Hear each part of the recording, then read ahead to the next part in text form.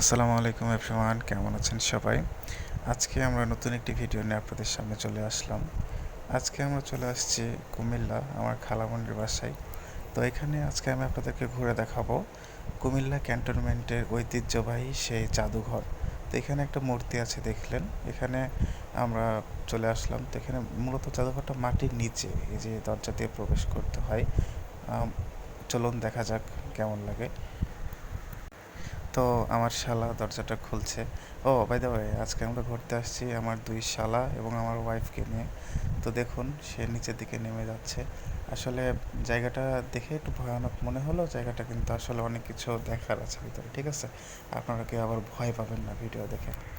আপনারা আবার কেউ ভুলে এটা আয়নাঘর মনে করবেন না। সিঁড়িগুলো অনেক উঁচু, অনেক কয়টা সিঁড়ি আছে, নিচের দিকে যেতে হয় মোটামুটি নিচেই, মাটির নিচেই। তো এই সিঁড়ি দিয়ে নিচে গেলেই মূলত জাদুঘরটা অবস্থিত।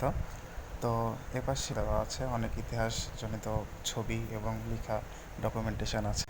এগুলো পড়ে একটু জ্ঞান অর্জন করে নিলাম, তারপরে আস্তে আস্তে ভিতরের দিকে প্রবেশ করতে থাকলাম। তো চলুন দেখি ভিতরে কি কি আছে।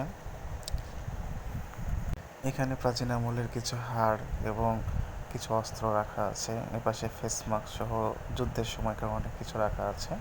তো এখানে একটা জিনিস ইন্টারেস্টিং দেখবেন যে এই মূর্তিগুলো দেখে প্রথমে আমি জাস্ট ভয় পেয়ে গেছিলাম। আমি আমার শালাদের সাথে অনেক মজা করলাম এগুলো নিয়ে, ওদেরকে একটু ভয় দেখালাম। তো যাই হোক, ওভারঅল জায়গাটা অনেক সুন্দর, ঠিক আছে? অনেক কিছু জ্ঞান আহরণ করার আছে এখানে। এখানে দেখুন দুটো মূর্তি আছে, সব মুক্তিযুদ্ধের সময়কার স্মৃতি এখানে ধারণ করে রাখা হয়েছে। তো আপনারা এখানে আসতে পারেন, আশা করছি ভালো লাগবে, জায়গাটা ঘুরে দেখতে পারেন। অবশ্যই ভয় পেলে আমি দায়ী না কিন্তু, ঠিক আছে? আর ভিডিওটি যদি ভালো লাগে অবশ্যই কমেন্টে আপনার মূল্যবান মতামতটি জানাবেন এবং লাইক, কমেন্ট, শেয়ার দিয়ে আমাদের পাশে থাকবেন। ধন্যবাদ। আসসালামু আলাইকুম।